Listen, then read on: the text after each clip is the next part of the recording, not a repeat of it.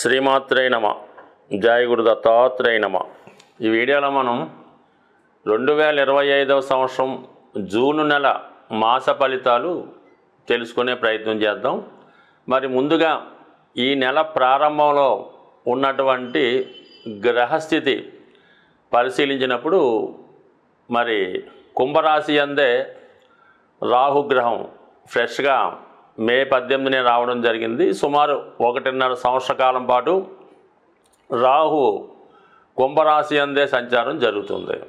ఇక మేషరాశిలో షష్టగ్రహ కూటమి విడిపోయి సింగిల్గా శని భగవానుడు ఒక్కడే మీనరాశిలో సంచరించడం జరుగుతుంది.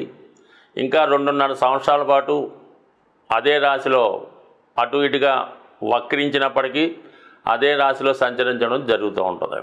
మరి మేషరాశిలో శుక్రుడు, వృషభ రాశిలో రవి బుధ గ్రహాలు, మిథున రాశిలో మరి కొత్తగా మారినటువంటి మే 15 నుంచి అదే రాశిలో సంవత్సరం పాటు గురుగ్రహ సంచారం మిథున రాశిలో.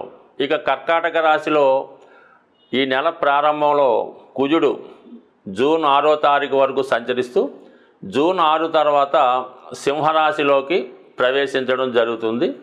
మరి చివరగా సింహరాశి అందే కేతుగ్రహ సంచారం ఇంకా సుమారు 18 నెలల పాటు అదే రాశిలో సంచరించడం జరుగుతుంది. అయితే ఈ నెల ప్రత్యేకత ఏంటంటే ఈ నెల ప్రారంభంలో గ్రహాలన్నీ రాహుకేతువుల మధ్య ఉండిపోవడం వల్ల ఒక విధమైనటువంటి గోచార రీత్యా కాలసర్పదోష ప్రభావం ఏర్పడింది. అలాగే వృషభ రాశిలో రవి బుధుల సంచారంతో బుధాదిత్య యోగం ఏర్పడింది. కర్కాటక రాశిలో కుజ చంద్రుల ప్రభావంతో చంద్రమంగళ యోగం ఏర్పడడం జరిగింది. ఈ 3 యోగాలు కూడా ఎంతో కొంత వివిధ రాశుల వారి మీద ఎక్కువ ప్రభావాన్ని చూపడం జరుగుతుంది. తులారాశి వారికి 2025వ సంవత్సరం జూన్ నెల మాస ఫలితాలు పరిశీలిద్దాం. సో ఈ నెల ప్రారంభంలో గ్రహాలన్నీ కూడా రాహుకేతువుల మధ్య ఉండగా ఈ నెల ప్రారంభమైంది. ఈ తులారాశి వారికి ఇప్పుడు ఏర్పడినటువంటి 5, 11 స్థానాల్లో ఈ కాలసర్పదోషం గోచార రీత్యా ఏర్పడడం వల్ల మరి ఏదైనా నిర్ణయాలు తీసుకునే విషయంలో, షేర్ మార్కెట్లో ఇన్వెస్ట్మెంట్ చేసే విషయంలో కానీ ఏదైనా కొత్త అగ్రిమెంట్లు చేసే సమయంలో చాలా వరకు జాగ్రత్త తీసుకోవడం మంచిది. లేని పక్షంలో మీ యొక్క ఐడియాలు, ఆలోచనలు కొద్దిగా తారుమారై మీరు ఒకటి అనుకుంటే వేరొకటి తలిచే అవకాశం ఉన్నది. ముఖ్యంగా ప్రేమ వ్యవహారాల్లో ఉన్న వాళ్ళకి డిసప్పాయింట్మెంట్ అన్నది వచ్చే అవకాశం ఉన్నది. అంటే కేవలం ఈ నెలలో ఏర్పడిన కాలసర్పదోష ప్రభావం వల్ల అయితే కాదు, 5వ స్థానంలో రాహు కంపల్సరిగా మీ యొక్క ఆత్మీయుల్ని, మీరు ఎవరినైతే బాగా ఇష్టపడతారో వారు ఏదో కారణం వల్ల దూరం అయ్యే అవకాశం ఉన్నది. అంటే ఇందులో కీడు శంకించవలసిన పని అయితే లేదు. వారికి వేరే అవకాశాలు రావడం వల్ల, విదేశ అవకాశాలు రావడం వల్ల, వివాహం జరగడం వల్ల మీకు దూరం అవుతారని చెప్పడం. ఈ విషయంలో కొంత భగ్న ప్రేమ అన్నది తప్పకపోవచ్చు. అలాగే కొన్ని అవకాశాలు మీకు దగ్గరగా వచ్చి మిస్ అయ్యే అవకాశం ఉంది. సరే, సాధారణంగా ఈ మనం ఎంట్రన్స్ ఎగ్జామ్స్ రాసినప్పుడు, గవర్నమెంట్ ఉద్యోగాలకి ప్రిపేర్ అయ్యి పరీక్షలు రాసినప్పుడు బాగా దగ్గరకు వచ్చి 1-2 మార్కుల్లో మిస్ అవుతుంటుంది. ఆ విధంగా ఈ సమయంలో జరిగే అవకాశం ఉంది. కాబట్టి చాలా ఎక్కువగా కష్టపడితే తప్ప ఈ రాబోయే 18 నెలల్లో మీరు అనుకున్నటువంటి గమ్యాన్ని చేరడానికి ఇబ్బంది పడే అవకాశం ఉన్నది.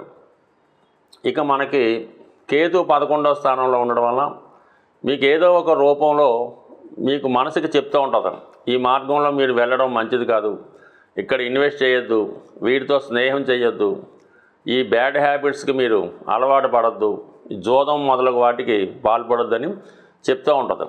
అయితే మీరు దాన్ని అంటే ఏదో ఒక రూపంలో, అది మీకన్నా మీ దగ్గర వర్క్ చేసే పనివారు అవ్వచ్చు, డ్రైవర్ అవ్వచ్చు, మీ పెద్దవారు తాతగారు కూడా అవ్వచ్చు. అయితే మీరు దాన్ని కంపల్సరీగా లక్ష్య పెట్టకుండా మీ ధోరణిలో మీరు వెళ్ళడం వల్ల ఇబ్బంది పడే అవకాశం ఉంది. కాబట్టి ఈ సమయంలో ఎవరు ఏది చెప్పినా మీరు కంపల్సరీగా దాన్ని ఆచరిస్తేనే మీ యొక్క గమ్యం చేరుకోగలుగుతూ ఉంటారు.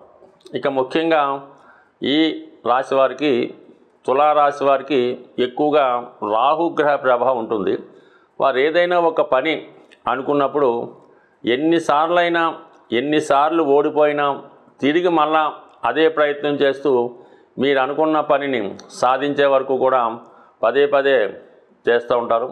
ఈసారైనా కొద్దిగా మీరు దాన్ని మార్చుకొని మీ యొక్క గమ్యాన్ని మార్చుకుంటే ఇంకా బాగుంటుంది. అంటే ఉదాహరణకు కొంతమంది ఏదో సివిల్స్ ఎగ్జామ్స్ రాస్తూ ఉంటారు. ఒక 5 సార్లు 6 సార్లు అవకాశం ఉంటుంది, ఇంకా దానికోసమే ప్రయత్నం చేస్తూ ఉంటారు. సో అలా కాకుండా ఈసారి వేరే యాంగిల్లో ఇంకా దానికన్నా గ్రూప్ 2 ఇంకొక పరీక్షలు ఏమైనా రాస్తే ఆ విధంగా మనం రాణించగలమేమో అన్నటువంటిది కొంతవరకు పరిశీలిస్తే ఇప్పుడు ఈ సమయంలో ఒక సక్సెస్ వచ్చే అవకాశం ఉంది. అంటే మీరు ఇప్పుడు చేస్తున్నటువంటి ప్రయత్నం కాకుండా వేరే ప్రయత్నం ద్వారా మీ ఫలితం నెరవేరే అవకాశం ఉన్నది. చాలా వరకు చాలామందికి ఈ సమయంలో మీ యొక్క ఉద్యోగం లేదంటే వ్యాపారం చేంజ్ అయ్యే అవకాశం ఉన్నది. కొంతకాలంగా మీరు చేస్తున్నటువంటి ఉద్యోగాన్ని విడిచిపెట్టి వేరే ఉద్యోగానికి వెళ్ళడం కానీ, వేరే బిజినెస్ స్టార్ట్ చేయడం కానీ జరిగే సూచనలు ఉన్నాయి. ఇది కూడా మీరు ఒకటి అనుకుంటే వేరే అవకాశం రావడం కూడా జరుగుతుంటుంది. ఇది కొద్దిగా జాగ్రత్తగా గమనించుకోండి. బట్ ఏదైనా ఉద్యోగపరమైనటువంటి అభివృద్ధి కంపల్సరీగా ఉంటుంది. ఎందుకంటే 6వ స్థానంలో శని భగవానుడు సాలిడ్గా చాలా బలంగా ఉండడం జరిగింది.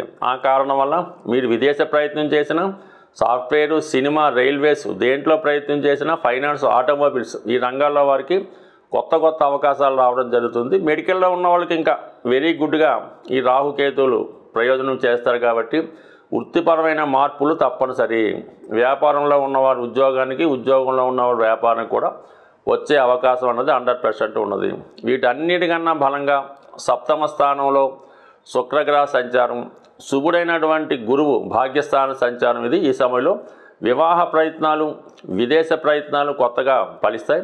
కొత్త వారితో పరిచయం ఏర్పడుతుంది. వారు మీ యొక్క అభివృద్ధికి చాలా వరకు సహకరించడానికి కూడా కారణమవుతుంది. అన్ని సమస్యలకి మూలం ధనం. అందుకే ధనం మూలం మిథం జగత్ అన్నారు. ధనం ఖర్చు పెట్టడం అన్నది చాలా సులభం, సంపాదించడం అన్నది చాలా కష్టం. అయితే ఈ ధనం సంపాదించడానికి ఒక సులువైనటువంటి మార్గాన్ని తెలియజేయడం జరుగుతూ ఉంటుంది. అది మీకు ఈ నెల ఫలితాల్లో ఈ అద్భుతమైనటువంటి ధనయోగాన్ని కలిగించే రెమెడీ మీకు చెప్పడం జరుగుతూ ఉంటుంది. ఇది కొంతవరకు మీరు చేయవలసిందల్లా ధనానికి అధిదేవత అయినటువంటి లక్ష్మీ అమ్మవారికి ఇష్టమైనటువంటి రోజు శుక్రవారం. ఈ శుక్రవారం రోజు మీరు ఏం చేయాలంటే ఒక మట్టితో తయారు చేసినటువంటి ఒక జాడీ అనొచ్చు, డబ్బులు దాచుకునే డిబ్బీ కూడా అనొచ్చు. పూర్వకాలం మట్టితోనే తయారు చేస్తూ ఉండేవి ధనం దాచుకునేవి. అందుకని ఈరోజు కూడా పాత ఇళ్ళై పడగొట్టినప్పుడు తవ్వినప్పుడు దొరుకుతూ ఉంటాయి కొంతమందికి. అటువంటి మట్టితో తయారు చేసినటువంటి డిబ్బీ ఒకటి తీసుకోండి శుక్రవారం రోజు. దాన్ని శుభ్రంగా మంచినీళ్ళతో శుభ్రం కడిగేసి పసుపుతో దాన్ని రాసి ఒక మూల పెట్టుకొని ప్రతి శుక్రవారం కూడా 6వ సంఖ్య వచ్చేలాగా ధనం అందులో వేయాలి.